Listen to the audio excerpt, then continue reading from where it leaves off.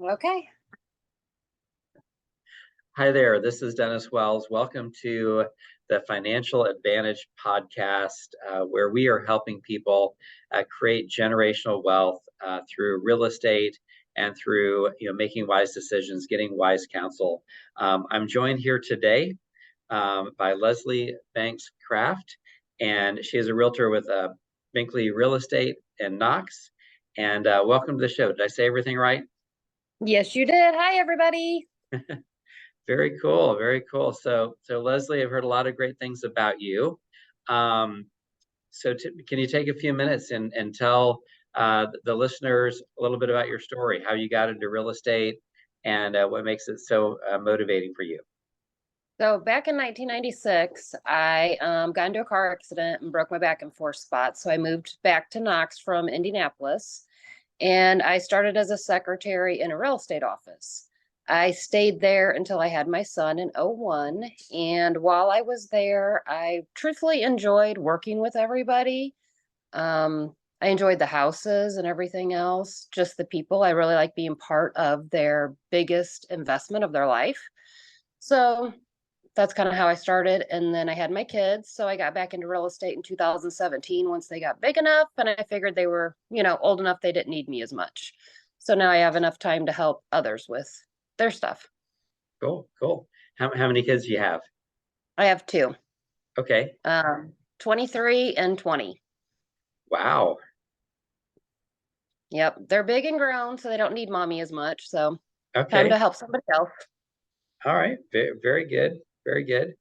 So how would you describe your business model? What sets you apart from other agents in the Knox area? So I really like to try to be hands-on. You can get a hold of me almost any time. I have answered the phone at 2 o'clock in the morning with texts. Whenever it's legal real estate questions, you got to give me a few minutes to wake up and then tell you something. But I do try to respond very quickly. I care a lot about what someone's buying. As I said, it is your biggest investment in life. I do know quite a bit about houses. As you see, I am in a construction zone. My husband and I are working on our house and building one from the ground up. I've Nice. been around it my whole life. So has he. So he has a lot of degrees in construction and everything. So I like to try to use that to help out. Okay. Um, so I'm really concerned about what someone's buying and what they're putting their money into, and make sure that you really know what you're getting yourself into. Yeah. Yeah. Very good. Awesome. And obviously that construction experience comes in very handy these days when there's maybe not as much inventory out there, and so some of the things are maybe not as nice as what people would think that they ought to be for the price. Correct. I did have one client that was trying to change a window one time, and she FaceTimed me and we got the window changed within a couple hours. So I Oh, did help her through that. Yeah. awesome, awesome. So what do you think is the biggest challenge in the real estate market right now? Um, Getting out there and having people know who the realtors are is one thing for realtors on their side. The other part, I think, is a huge challenge for buyers is trying to be able to afford everything that's out there. The interest rates have gone up, Hmm. and so now they're no longer able to afford as an expensive as a home as they could have prior. But and also trying to get them to understand to stay within a budget. Just because you're approved for a certain amount doesn't mean you should actually spend that amount on your home. Right. You're Okay. going to have repairs, life things happen, that type of stuff. And a lot of people, if they're approved for say 300,000, they want to spend 300,000, but they really only have a budget for 200,000. Okay. Very good. Um, all right. Where do you see the real estate market heading in, say, the next 5 to 10 years? So I really can't predict the future. None of us can. If we could, I'd go buy a lottery card today, but we can't. I do personally feel that people always need a place to live. So homes will sell. People will move. Things happen in life. People, they have to relocate and everything else. So I really can't predict it, but I do predict that you still will be able to sell and you still will be able to buy. Okay. I mean, back in 1980, interest rates were 18 and 20%, and people still bought and sold houses then. Right. So I still feel it'll still move. I don't think it'll be as fast hustle as it was, which in my opinion is good. Mm. There was a lot of times I'd be showing houses over the last couple years, and you would tell them, like, you have to make a decision today if this is going to be your home or not. There's already 5 offers on the table. Right. And that's real hard. I mean, it's your biggest investment, and you need to make sure you're comfortable in that property. Mm-hmm. Mm-hmm. Cool. And I know you talked about budgeting and those kinds of things. What other conversations do you have with clients along the lines of making sure that they're comfortable with the decision to move forward on a particular property? So just take like round numbers, for example, say you're renting a property and you're paying $1,000 a month for rent. However, you want to buy something and your house payment's going to be around $2,500 a month. I personally think you should start making a fake house payment. So when you make your $1,000 rent payment, put $1,500 in a savings account and see if you're comfortable with $2,500 a month for a monthly payment. If you're not, then you should possibly lower the amount. I mean, there's things and ways that we spend our lifestyle that we can cut down, but a lot of times we don't want to. I don't know about you, but if I'm used to going out to eat every week, I still want to go out to eat every week. I don't want to stop for 30 years because I bought a house. Right. So I need to make sure that I can handle that financial responsibility of it. Okay. Cool. So obviously, you're a wife, you're a mother, you're in the middle of a house building project, Yes. and you're a high producing realtor. How do you manage that work-life balance? A lot of text messages. Those are a lot easier than emails and everything else. I keep my phone on me, and my clients usually come first. Unfortunately, my life and my family, they understand, and they understand they're kind of put on the back burner whenever I have something going on. But to me, it's more important to help them through that transition in life Mhm. than what it is for my own. You know, if I don't get it done at my house, I can do it tomorrow. But with real estate, it's a fast pace. So if they need something done, it needs to be done right now. It can't be done tomorrow. So I really do put my stuff on the back burner, and I try to take care of my clients ahead of time. Okay, very cool. So what do you like most about living in the Knox area? Our property taxes, they're a lot lower than some of the other communities. Okay. And also I like the value of everything. It's a smaller community. We have larger parcels out here, so you can get more acreage. Um, I mean, I don't like the big city life. I can handle it, but it's just not for me. I do like the whole, if I needed a cup of sugar, I could go to my neighbor to get it still. And that's one of the nice factors about living in a smaller community. Okay. Very, very cool. Very cool. What advice would you give to someone aspiring to get into the real estate profession today? Don't get into it for financial reasons. I think you should get into it for personal reasons, for actually wanting to help somebody with it. I mean, a lot of people, they think they're going to make a ton of money, and you do make a decent amount. However, it's feast or famine. It's a roller coaster. One minute you've got 4 deals going, the next minute they're all dead. And you only get paid at closing. You don't get paid showing each house. You only get paid when that transaction actually closes.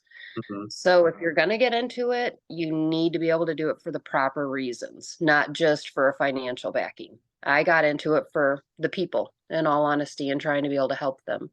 I do also have another job. I have a cleaning business. Okay. So I do real estate for the people. I don't do it for the financial. Okay. So, Okay. and get used to the roller coaster. One minute you're high, the next minute you're low. You never know what's going on. Right. Right. Um, so one of the things that I share with clients is the same thing, right? That whether you're the realtor, whether you're the lender, there's no compensation for us or for our team until we get you into the house, which I feel is good for the client because it keeps everybody fully engaged throughout the whole process. And our goal is to provide them with the competitive advantage, because what ultimately the difference between, realtor to realtor or lender to lender ultimately comes down to, I think the level of advice that you're giving and the advantage that you give to someone in the marketplace. So I know you're talking about you know, the availability, the accessibility. What are some other competitive advantages that you provide for your clients that maybe other realtors don't? I will try to dig into the property, as I said, like I've got no problem getting in a crawl space, getting an attic, anything like that to pre-look for any problems. I do suggest a home inspection because I mean, I'm not a home inspector, but I do try to do that for them. As I said, I'm always available and I'm very honest with them. I will actually sit down with someone and go over their budget and be honest with them if I don't think it's something that they should do. Um, I have actually been fired for being too honest, telling someone a property I didn't think was worth it. And they bought it. I ran into them a couple months after, and they informed me that it was full of mold. It had all these issues that I had seen, but they thought I was wrong. Hmm. So, honesty is part of the thing. I think that's a big part. I mean, I'm not just out there for the money. I really care about what they're going to buy and what they're going to do in their future goals in life. By the time I'm done with it, I usually know almost every single thing about the client. Yeah. Yeah, I'll know what time they eat dinner. If the dog went to the vet, I know just about anything and everything. Nice, nice, love it. And I Um, do try to keep in touch with them after. okay, yeah, Unfortunately, it's sad. It's like you lost your best friend. You work with them closely for so long, and then all of a sudden you don't talk to them anymore. And it's like, oh, I miss them. So I do reach out. yeah, 100%, 100%. And one of the things that I'm specifically, working on with clients is what is our next step, right? So when you close, you know, that's not really the end. It's the end of this stage, but now we're looking at what that next stage is, whether, it is, you know, when will it make sense to do a strategic refinance and either save you money every month that you can invest or take, months or years off your mortgage? Or, maybe your next step may be that, you have little children or you don't have children. As you start your family, what is your next house going to look like? Um, you know, because very rarely I think do people get into the first house that's going to be the house they're going to live in for the rest of their lives. So helping them to identify what it's going to look like for their next move, what their equity situation needs to look like, and it sounds like you do kind of the same thing. Yeah, I do a lot of that. Although in my mind, everyone buys one house and they're happy with it and it's perfect and they never have to move on. However, I know that's not, real life. Sure, But I sure. was raised in one house and in my mind, that's how it is. But I know it's not. Some people can't afford the big, huge house, or your family grows or your family shrinks, your needs change, lifestyle changes too. Cool. Do you have any client stories that particularly stand out to you as being, super meaningful to you? Hmm. I don't know because they're also meaningful to me. I mean, every single one of them I care so much about their bottom line. I had one property, well, this one does kind of stand out because it was really different. The gentleman was on work release from jail and did not know him. However, I got contacted through a referral. I helped him get pre-approved. And I went to the jailhouse and signed him out for going and view the properties, which I did not know him, did not know what he had done or anything. And whenever it came time for him to be able to buy the house, there was some repairs that had to be done. The seller wouldn't do them, so I went and did them. Me and my husband. We went and did the repairs so he could actually get his home. And we closed on the property. He got out of jail like a couple weeks after and got his kids back and got to move into his house. So I mean that one's really different because not many people would go that far Yeah. as to actually go to the prison, put your license down, pick up a stranger. So that one's really, really different. Yeah. No, I love it. That's awesome. Yep. So, and then I have had a few clients that I've spoke to in the past, and luckily they reached out to me later on. They had some bad life choices, and they got through those life choices, and then I helped them try to find a new home, and I helped them find a rental, get back on their feet, explain to them how to pay their bills and how to actually save money so they could get into a house. And they finally just bought a house on the river. So they're very excited and starting a new family. So Nice. that's really good for them. Yeah. Love it. What are some common questions that you're getting from clients these days? Of course, did anyone die in the property? That's something everybody wants to know is, did somebody die in the house? Unfortunately, we're not aware of that. And the way I look at it is I'm sure there's been a bunny or a dog or a cat or something that's died on that land because that land's been there a long time. So you never Right. know. Um, but you always get that one. You know, what do you think the market's going to be like? Am I wasting my money? Can I get it cheaper? That type of thing. You know, and you never know. It stinks whenever you buy something at the store and next week it went on sale. But unfortunately, you never know what a home price is going to go for, like if they're actually willing to take less or not.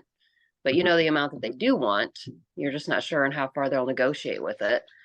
So you get that a lot. And the questions on the interest rates now. You know, do you think they're going to come down? And we just don't know yet, unfortunately. Mhm. No, yeah, very good, very good. So what are your long-term goals in real estate, and what do you aspire to? My long-term goal is to be able to do this forever, of course. I Right. really do truthfully enjoy it. And I know most people have a lot of goals. My goal is just to be able to help people through that transition, try Yeah. to help them and try to help them through their next transition and their stages in life. And to remember me whenever it comes time for all that. Okay, very cool. Oh, and then oh, I have another client that you mentioned of stories. I had a client and she was elderly. She had an let's see how to put it this. She wasn't very computer savvy, which I'm not either. However, we had to get a lot of documentations for Social Security and everything else. Her credit card got hacked. She had a bunch of issues, and I would actually go over and spend hours with her on the computer and help her go through so she could get all this information for her loan. Hmm. And we canceled her credit card and got her a new one and figured out who hacked it. It was great fun. Wow. I still talk to her. She calls me daughter now. Okay. Yeah. Yes. And she'll call me, and most people have their taxes and insurance and their house payment. And she'll call me twice a year to make sure her taxes are paid. And she calls me every month to make sure her home insurance is paid. Even though it is, we just have continued this for the last year and a half. So, Okay. Okay. Does she call you on other computer issues as well, or was it just? uh, usually sometimes, yeah. Phone issues. We had to go show her a thermostat too. Oh yeah, she couldn't figure out a thermostat one day. We had to go do that.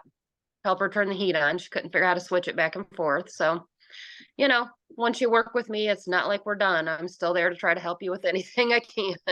No, absolutely. No, that's great. That's awesome. Well, cool. Well, any question that I should have asked you but didn't? No, however, one thing I should have mentioned is I do feel all clients need to get pre-approved whenever you're looking at trying to buy a house. Um, there's no point in looking at something that you can't afford because then you're just heartbroken because you can't have it. Right. So pre-approval is one of the key things to do with starting. And as realtors, I'm a realtor in Indiana, so I can show and do anything in Indiana. And just because it's listed with someone else doesn't mean that I can't show it to you. The farthest I've gone right now is down in Bedford, Indiana, which is 4.5 hours away. And I Wow. didn't even know the client. He called, said he heard I really cared and wanted to make sure he wasn't making a mistake. And I told him I'd see him in 4.5 hours, and I headed out. Wow. So The other thing with pre-approval is that people can get heartbroken because they get there, they see it, they like it, but somebody else beats them to the offer. Yeah. but Very cool. Yeah. So if someone wanted to get started in the process of buying or selling real estate, what would be the best way for them to get a hold of you? You could use my cell phone number. It's 574-806-6897. You can contact my office at Binkley's. That's 574-772-4770. Or you can also do my email, which is lesleybankscraft@yahoo.com. And it's Lesley Banks, Banks, craft with a C, CRAFT @yahoo.com. I'm not an heiress of Kraft macaroni and cheese. I'm just a regular Kraft. So, well, Kraft's getting a good name now with all the. Yes, there's a lot of crafts, but there's craft auctions and they all use the K. The C is where it's at. Yes, for sure. That's what you want. You want the C for sure. Awesome. Well, thank you so much for joining me today on the podcast. It was very enjoyable to get to know you a little bit better and to learn more about you and your business. So yeah, any real estate needs you have, reach out to Lesley. And of course, if we could help any of your friends, family, or co-workers who need to buy, sell, or refinance real estate, the Wealth Spending Group, we'd be honored to do that as well. Thank you all so much and have a great day. Thank you guys very much. Have a good day. All right. Bye-bye.